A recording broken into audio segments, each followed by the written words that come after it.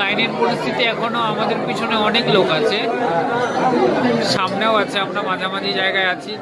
I think তাও 2-2.5 ঘন্টা লেগে যাবে এই লাইনে পুজো দিতে।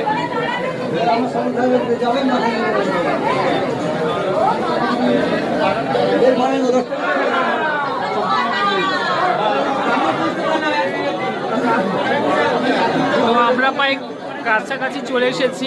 আই থিঙ্ক আর 10-15 মিনিটের মধ্যে পূজা দিতে পারবো। এখন আমাদের মোবাইল জমা দিয়ে দিতে হবে, আর ভিডিও করা যাবে না ভেতরে।